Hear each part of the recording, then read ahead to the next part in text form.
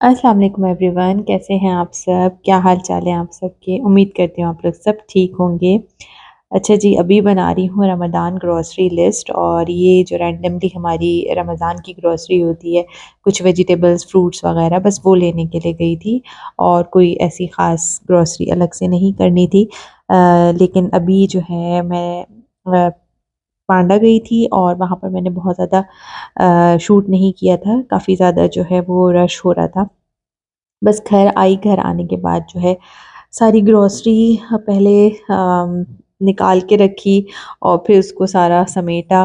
बहुत इसमें भी अच्छा ख़ासा टाइम लग जाता है और मैं घर आने के बाद बिल्कुल भी बैठती नहीं हूँ, फटाफट आके जो है ना किचन में लग जाती हूँ। बस बस नहीं चलता कि अबाया भी नहीं उतारूँ और पहले जो है अपने काम निपटा लूँ। तो बस अभी जो है मैं वही चीज़ें रख रही थी और फिर फ्रोज़न आइटम्स वग़ैरह भी होते हैं कुछ ना कुछ, और जब वो रखने के लिए मैं किचन की तरफ जाती हूँ तो लाज़मी फिर फटाफट सारे काम शुरू कर देती हूँ। तो बस ये देख सकते हैं आप, टमाटर है, प्याज़ है, पालक है, आलू है, हरा धनिया और क्या है, लेमन है, हरी मिर्चें हैं, जो बेसिक सी ग्रॉसरी होती है।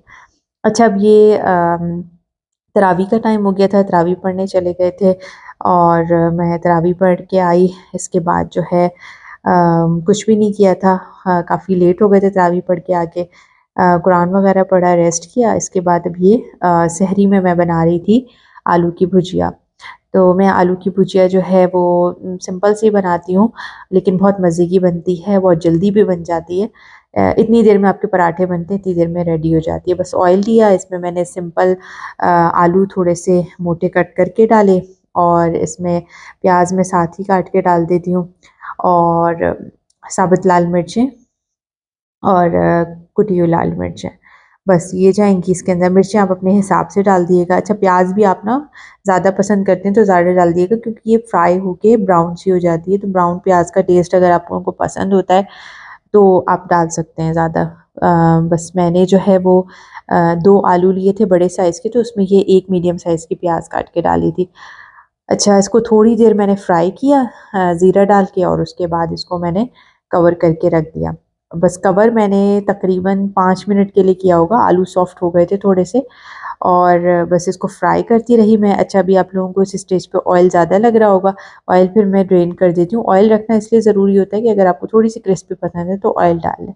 उसके बाद भुना हुआ कुटा हुआ धनिया ज़ीरा डाला, नमक आप टेस्ट कर लें और उसके बाद जो है हरी मिर्चें, हरा धनिया से गार्निश किया और जी साथ में बनाई थी मैंने रोटियाँ। इसमें अंदर घी लगाया था मैंने। आप पराठे के साथ भी खा सकते हैं, रोटी के साथ भी खा सकते हैं, जो आपको पसंद हो। बच्चों ने पराठे के साथ खानी थी तो उनके लिए मैंने पराठे बनाए थे और मैंने रोटी बनाई थी, इसमें घी लगाया था और जी मज़ेदार सी गरम-गरम आलू की भुजिया रेडी है। आप इसे ज़रूर नाश्ते में, सहरी में बना सकते हैं, एन्जॉय कर सकते हैं। तो बस यहाँ पर जो है सहरी वग़ैरह की, फिर कुरान वग़ैरह पढ़ा, फिर सो गए और फिर उठे तो ज़ोहर का टाइम था। ज़ोहर की नमाज़ वग़ैरह पढ़ी, फिर काम शुरू हुए। तो सबसे पहले जो है मैंने थोड़ी-सी ये डेकोरेशन करनी थी। इस बार मैंने कुछ भी न्यू नहीं ख़रीदा था। तो ये चीज़ें रखी हुई थी घर पे, बस चीज़ें इधर से उठाकर उधर करी हैं, इतना ही किया और इसके अलावा कुछ नहीं किया। मैट ये मेरे पास रखे हुए थे, कबर्ड में मैट निकाल लिया ये वाला और मैंने कहा थोड़ी-सी चेंजेस तो अच्छी लगती हैं, तो मैंने कर ली थी रमज़ान में। तो बस अभी मैट बिछाया और इसके बाद जो है खजूरें रखी इस पॉट में। ये इसमें हमेशा ही खजूरें होती थी मेरी टेबल पे और अभी भी मैं फिर इसको वॉश करके लेकर आई खजूर रखने के लिए। और जी ये कैंडल का एक जार होता था, इसमें कैंडल ख़त्म हो गई थी, इसको मैंने वॉश किया तो इसमें फिर मैंने ये वाली कैंडल लगा दी थी। तो बस ये सिंपल सी डेकोरेशन अच्छी लग रही थी और ये जो डेकोरेशन पीस देखना है इसमें भी लाइट जलती हैं छोटी-छोटी। ये लाइट्स रखी हुई थी, इसको मैंने विंडो पे लगा दिया। इसके बाद आ गई थी इफ्तार प्रिपरेशन की बारी। सबसे पहले तो मैंने टैंग बनाया कि भई ये ठंडा हो जाए। वैसे तो माशाल्लाह से मौसम इतना अच्छा है कि यख ठंडे की ज़रूरत नहीं है, लेकिन फिर भी जो है ना हमारे घर में एक एक्स्ट्रा ही जो है वो ठंडा पसंद किया जाता है, तो फिर इसमें आइस वगैरह डली थी। अच्छा, टैंग में 2 फ्लेवर हमेशा मिक्स करके बनाती हूँ, ऑरेंज एंड मैंगो। ऑरेंज ज़्यादा क्वांटिटी में जाता है, मैंगो बिल्कुल थोड़ा-सा जाता है। जैसे ये समझ लें 5 टेबल स्पून अगर टैंग है तो 2 टेबल स्पून मैंगो का जाएगा, ऑरेंज का 5 और 2 टेबल स्पून ऑरेंज। बस इसको मैंने बॉटल में डाल के बना के फ्रिज में रख दिया था, चीनी डाली, उसको शेक कर लिया और फिर पानी डाल दिया था, बस बन गया था टैंग। और इसके अलावा इस अब जो है मैं बना रही थी वाइट चने। तो ये जो है ना रेसिपी, ये आप लोग फर्स्ट टाइम देख रहे होंगे आई थिंक। ये मैंने लिया था, पेस्ट है फ्राइड अनियन और रेड चिली, जो बटन रेड चिलीज़ होती हैं, साबुत लाल मिर्च, उसको फ्राई कर लिया था, उसके बाद उसको ग्राइंड कर लिया था, ये पेस्ट वो था। तो बस ऑयल लिया, ऑयल में मैंने थोड़ा सा ज़ीरा डाला, उसके बाद मैंने इसके अंदर छोले डाल के उसको बॉईल कर लिया, सॉरी फ्राई कर लिया, थोड़ा सा फ्राई हो गए और उसके बाद इसके अंदर मैंने वो पेस्ट डाल दिया, सारा वो पेस्ट डाल के, पेस्ट आपकी मर्ज़ी, आप जितना स्पाइसी और मसालेदार पसंद करते हैं उतना पेस्ट डाल लें। और इसके बाद मैंने थोड़ा सा भूना और पानी डाल के उसको कवर कर दिया, थोड़े सॉफ्ट सॉफ्ट से अच्छे लगते हैं चने। बस अभी वो बन रहे हैं, फिर मैं आगे का प्रोसीजर दिखाती हूँ। यहाँ पे मैं बेसन जो है वो मिक्सचर रेडी करके रख रही थी, उसके लिए पकौड़ों के लिए जो डिप करके बनाते हैं, आलू के पकौड़े हो गए, बैगन के हो गए। तो आज मेरे पास बैगन था तो मैंने बैगन के बनाए, आलू के बनाए। आलू के तो खैर डेली बनते हैं क्योंकि बच्चे पसंद करते हैं और वो मस्ट है। उसके अलावा जो है मैं ऑन एंड ऑफ फिर डिफरेंट वेरिएशंस करती रहती हूँ पकौड़ों में, कभी प्याज वाले बनाती हूँ तो कभी दाल वाले बनाती हूँ और कभी जो है वो चिकन के बना लेती हूँ। ये पकौड़ों में फिर वेरिएशन चलती रहती है, पालक के हों तो पालक के बना लेती हूँ, वो भी बड़े अच्छे लगते हैं, क्रंची से मज़ेदार। तो बस अभी जो है वही करके रख रही थी। और आप लोग बताएं, आप लोगों ने रमज़ान की क्या क्या प्रिपरेशन की है, आप लोगों के क्या क्या बनता है। और मिर्च के पकौड़े भी बड़े मज़ेदार लगते हैं ना, तो मुझे कमेंट सेक्शन में बताइएगा कि आप लोगों को क्या क्या पसंद है, क्या ख़ास बनाते हैं जो डेली बनता है। तो बस अभी जो है वो आलू मैंने पील कर लिया, स्लाइसर से कट कर लूँगी। और ये सबसे अच्छा होता है कि स्लाइसर से कट हो जाए और बिल्कुल इक्वल। तो मैं ज़रा थिन करती हूँ, जितने आलू ज़रा थिन होते हैं ना तो वो क्रिस्पी क्रिस्पी से बनते हैं मज़े के। और आलू को मैंने नमक के पानी में डिप करके रख दिया। और अब मैं जो है वो प्याज वाले पकौड़ों की तैयारी कर रही हूँ यहाँ पे। तो प्याज कट करूँगी, इसमें हरी मिर्चें, हरा धनिया वगैरह जाएंगी।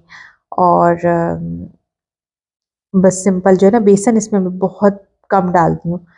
जितनी भी सारी जो इसमें वेजिटेबल्स है ना, उसका फ्लेवर ज़्यादा इन्हेंस हो एज़ कम्पेयर टू बेसन के। थोड़े से मैंने 2-3 आलू भी डाल दिए, अगर मेरे पास पालक होती ना तो आलू और पालक दोनों मैं डालती हूँ, बड़ा मज़े का लगता है। और अब इसमें जो है 3 से 4-5 टेबल स्पून मैंने डाल दिया बेसन और सारे मसाले डाल के इसको साइड पे रख दूँगी। अब जब फ्राई करने का टाइम होगा ना तब इसका थोड़ा-सा हल्का सा अगर पानी की ज़रूरत हुई, वैसे तो होती है, और अपनी जो सब्जियों का पानी होता है वो उसी से ही बस जो मिक्सचर बनता है ना वैसे मैं बना लूँगी। अभी से मैं इसको पानी डाल के नहीं रखूँगी।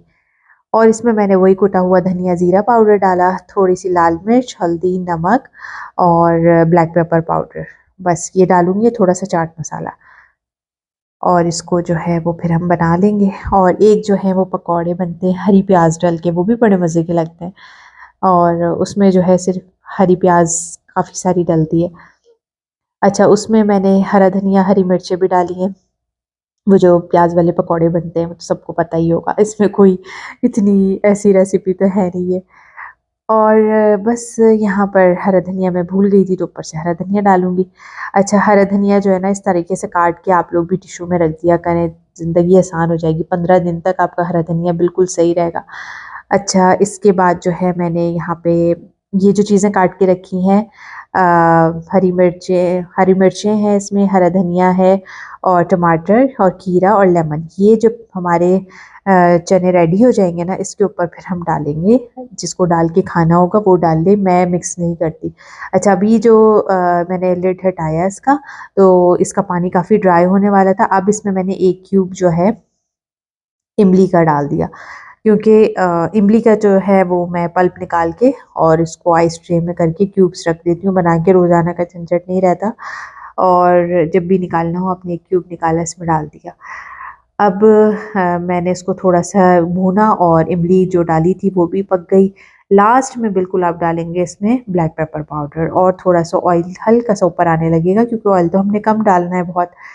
बस अब मैंने वो अ, हमारे चने रेडी हो गए हैं और उसको साइड पे रख देंगे। जब आपने सर्व करना होगा तो थोड़ा-सा गरम कर लें आप उसको।